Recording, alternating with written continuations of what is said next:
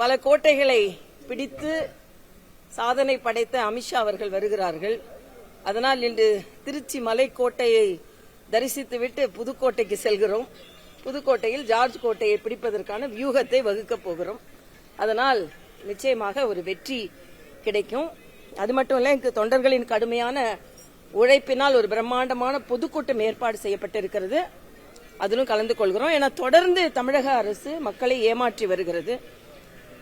உச்சபட்ச ஏமாற்றம் என்பது ஒரு தேர்தல் ஸ்டண்ட் என்பது நேற்று இவர்கள் அறிவித்திருக்கின்ற டாப்ஸ். ஒரு பெயர் மாற்றி ஒரு அது புதிய ஓய்வூதிய திட்டமா, பழைய ஓய்வூதிய திட்டமா, பழைய புதிய ஓய்வூதிய திட்டமா, அல்லது புதிய பழைய ஓய்வூதிய திட்டமா அப்படின்ற ஒரு குழப்பத்தில் இருக்கின்ற ஒரு ஓய்வூதிய திட்டத்தை அறிவித்திருக்கிறார்கள். எப்பொழுதுமே ஊழியர்களுக்கு ஓய்வூதியம் கிடைப்பதில் நம்ம என்னைக்குமே மாற்று கருத்து கொண்டவர்கள் அல்ல. ஆனா அவர்களை ஏமாற்றாமல் ஒழுங்கான ஓய்வூதியம் கொடுக்கப்பட்டிருக்கிறதா என்பதுதான் இதுல மிகப்பெரிய கேள்விக்குறி. மகாத்மா காந்தி பெயரை மாத்திட்டு மரியாதைக்குரிய பாரத பிரதமர் அதை விரிவுபடுத்தினார்கள். இவர்கள் பெயரை மாத்திட்டு அதை சுருக்கி விட்டு ஏற்கனவே அவர்களிடமிருந்து பணத்தை பெற்று அப்புறம் அவங்களுக்கே கொடுக்கற மாதிரி ஒரு தோற்றத்தை ஏற்படுத்தி அதுக்கு எல்லாரும் ஸ்வீட் கொடுக்கற மாதிரி பெரிய கொண்டாட்டம் நடத்துவதை போல ஒரு தோற்றத்தை ஏற்படுத்தி கொண்டிருக்கிறார்களே தவிர, இன்னைக்கே சில தொழிற்சங்கத்தை சார்ந்தவர்கள் இது புதிய ஓய்வு திட்டத்தின் ஒரு மறு உருவுதானே தவிர உண்மையான பழைய ஓய்வூதிய திட்டம் இல்லை என்று சொல்லி இருக்கிறார்கள். அதனால் இது ஒரு புதிய மொந்தையில் பழைய கல், பழைய மொந்தையில் புதிய கல் என்று தான் எடுத்துக்கொள்ள வேண்டும். இப்போதைக்கு மத்திய அரசிலிருந்து எந்தவித நிதியும் வழங்கப்படல அப்படிங்கிற மாதிரி தமிழக அரசு சார்பாக சொல்லிட்டு இருக்காங்க. அந்த நிதி பற்றாக்குறையால தமிழக அரசு இல்ல நிதி பற்றாக்குறை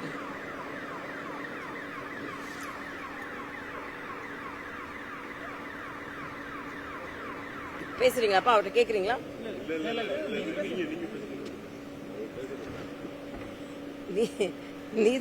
நிதி பற்றாக்குறையில் தமிழகம் தள்ளாடுகிறது நிச்சயமாக. அதனால்தான் 9.5 லட்சம் கோடி கடனை வாங்கி இருக்கிறார்கள். ஒருவர் தலையில 1,27,000 கோடி கடனை சுமத்தி இருக்கிறார்கள். ஆனா சிதம்பரம் போன்றவர்கள் கடன் வாங்குறது பிரச்சனையே இல்லை அப்படின்னு சொல்லிக் கொண்டிருக்கிறார்கள். தமிழக அரசை பொறுத்தமட்டில் மத்திய அரசோடு இணக்கமாக இருந்தால், இன்னைக்கு முதலமைச்சர் சொல்றார் போதையை கட்டுப்படுத்துவதற்கு மத்திய மாநில அரசுகள் இணக்கமாக செயல்பட வேண்டும் என்று. ஆட்சியை நடத்துவதற்கும் மத்திய மாநில அரசுகள் இணக்கமாக தான் செயல்பட வேண்டும். அந்த இணக்கம் இல்லாமல் நீங்கள் இருந்து கொண்டிருப்பதுதான். அதனால எல்லாம் நாங்க செய்யறோம், அதுவும் மக்கள் வரி பணம் தான். இன்னைக்கு கூட ஒரு துறைக்கு கொடுக்கும் பொழுது அது இன்னொரு மக்களுக்கு அது சுமையாதான் போகும். ஆனா என்னைக்குமே ஊழியர்களுக்கு கொடுப்பது. நான் கேட்கிறேன், சுகாதார துப்புரவு தொழிலாளர்கள் என்ன பாவம் செஞ்சாங்க? போட்டு போட்டு போட்டு அவங்களை அடின்னு அடிக்கிறீங்களே, அப்ப அவங்களுக்கு என்னன்னா இவங்களுக்கு தேர்தல் சமயமா பூத்து வேலையா ஓட்டு வேலையா யாரெல்லாம் இருக்கிறாங்களோ அவங்களுக்கு இவங்க சாதகமா இருப்பாங்க. அவங்க ஓட்டுக்கோ பூத்துக்கோ யாரும் சாதகமா இல்லைன்னா இவங்க யாருக்கும் சாதகமா இருக்க மாட்டாங்க. அதுக்கு துப்புரவு தொழிலாளர்கள் ஒரு உதாரணம். அதனால இன்னைக்கு என்னோட காலம் என்ன என்றால், எனது கவனம் என்ன என்றால், இவ்வளவு நாள் கொடுக்காம கரெக்டா இப்ப எல்லாத்துக்கும் கொடுப்பாங்க. இப்போ அன்பில் மகேஷ் பொய்யாமொழி முருகெல்லாம் மகிழ்ச்சியா அவரை கூப்பிட்டு பேசுறாங்க, இவரை கூப்பிட்டு பேசுறாங்க. 4.5 வருஷம் என்னங்க செஞ்சீங்க? இன்னும் பல பேரை கூப்பிட்டு பேசுவாங்க. பல அறிவிப்புகள் வரலாம். இன்னும் பல அறிவிப்புகளை நான் எதிர்பார்க்கிறேன்.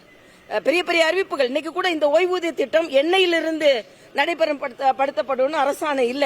இப்ப அவங்களுக்கே ஒருவேளை அடுத்து நம்ம வருவோமான்னு ஒரு சந்தேகம் இருக்கு. சோ அடிச்சு விடுவோம், நம்ம பாட்டு அறிவிப்பு விடுவோம் அப்படின்னு தான் நடக்குது.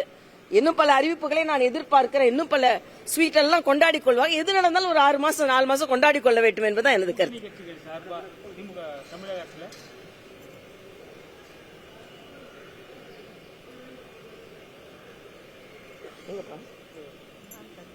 சொல்லுங்கப்பா. கூட்டணி கட்சிகள் சார்பா மது ஒழிப்பு மாநாடு, பேரணி, பொதுக்கூட்டம் இந்த மாதிரி நடத்துறாங்க. ஆனா கூட்டணியில் இருக்கிறாங்க. அதை நடத்துறவங்க திமுகவோட முக்கிய பண்புகள் ஆலைகள் நடத்திக்கிட்டு இருக்கிறாங்க. அது சம்பந்தமா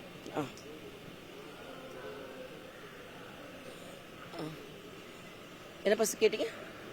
தமிழக அரசுல கூட்டணியில் இருக்கிறவங்க கூட்டணி கட்சி தலைவர்கள் நடைபயணம், பொதுக்கூட்டம், ஆர்ப்பாட்டம் இப்படிலாம் நடத்துறாங்க மது ஒழிப்புக்கு எதிராக. ஆனா அந்த ஆலைகள் நடத்துவதற்கு திமுக இருக்கிறவங்க முக்கிய பண்புகள் தான் நடத்துறாங்க. இதுக்கு எதிர்ப்பு தெரிவித்து எந்த விதமான நடவடிக்கை வரைக்கும் எடுக்கப்படல. கூட்டணி கட்சிகள் போனா சரி, நான் அண்ணன் வைகோட்டே ஒரு கேள்வி கேட்கிறேன். இன்னைக்கு நடைபயணம் போறீங்க, எதுக்கு எதிராக நடைபயணம் போறீங்க? நான் ஏற்கனவே சொன்னேன், நீங்க அறிவாலயத்தை நோக்கி தான் நடைபயணம் போகணும்னு. அறிவாலயத்துக்கு நோக்கி நடைபயணம் போற உங்களுக்கு சார்ந்தவர்கள், திமுகவை சார்ந்தவர்கள் அந்த சாராய ஆலையை நோக்கி தான் நடைபயணம் போகணும்.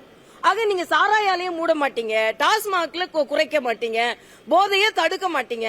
ஆனா அண்ணன் வைகோவின் நடைபயணத்தை இதே திருச்சியிலிருந்து தொடங்கி வைத்து விட்டு முதலமைச்சர் போய் இறங்குறாரு. அந்த நேரத்துல கஞ்சா பிடிப்படுவது, போதை பிடிப்படுது. ஆக இது எதையும் நான் செய்ய மாட்டேன், பேரளவுல நான் செஞ்சு கொண்டே இருப்பேன்.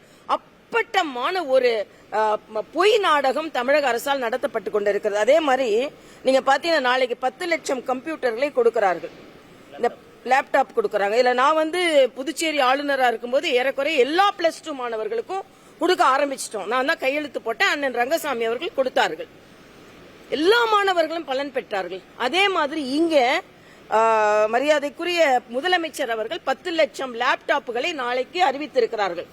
உலக தரம் வாய்ந்த நிறுவனங்களிடம் இருந்து வாங்கி இருக்கிறோம்னு சொல்றாங்க. உலக தரம் வாய்ந்த நிறுவனம் நம் தமிழரான சிவநாடார் அவர்களின் HCL கம்பெனில இருந்து அவர் 300 கோடி ரூபாய் திருச்செந்தூருக்கு கொடுத்திருக்கிறாரு. உலக தரம் வாய்ந்த கம்ப்யூட்டர் அதுல இல்லையா, லேப்டாப் அதுல இல்லையா? ஏன் அதை வாங்கல? நீங்க முழுமையா அதெல்லாம் வாங்கி இருக்கணும். அப்போ உலகத்தரம் வாய்ந்தது என்ன? அதாவது கொடுக்கறது அதிகமா கொடுத்தா நம்ம பங்குக்கு அதிகமா கொடுக்கறவங்கள நாம இன்னைக்கு சேர்த்துக்குவோன்றதான நிலையில இருக்கு. ஆக உண்மையிலேயே நீங்கள் கம்ப்யூட்டர் கொடுக்க வேண்டியது, லேப்டாப் கொடுக்கறதுன்னா இந்த 10 லட்சம் லேப்டாப்புகளை யாரிடம் இருந்து கொள்முதல் செய்கிறீர்கள்? நமக்கு திருச்செந்தூர் போன்ற இடங்களுக்கும் நமக்கு பெருமை சேர்த்துக் கொண்டிருக்கின்ற HCL போன்ற கம்பெனிகளை ஏன் முழுமையாக விடுபடுகிறீர்கள் என்ற கேள்வியும் என் மனதில் எழுகிறது. நீங்க கோயிலுக்கு போகும்போது அறநிலையத்துறையின் சார்பில் மந்திரிக்கும் உங்களுக்கு ஒரு வாக்குவாதங்கள் ஏற்பட்டது. அதே மாதிரி நேற்று சுசீந்திரத்தில் அதே மாதிரி ஒரு வாக்குவாதம் நடந்து பெரிய சர்ச்சை உண்டாயிருக்கு. அது சம்பந்தமா? அது ஏற்கனவே நான் சொல்லிட்டேன். அதாவது அன்னைக்கு கூட நான் என்னைக்குமே கவர்னரா இருக்கும்போது கூட எனது புரோட்டோகால்ல நான் சிந்திச்சதே கிடையாது. எல்லா மக்களோடு தான் நான் போவேன்.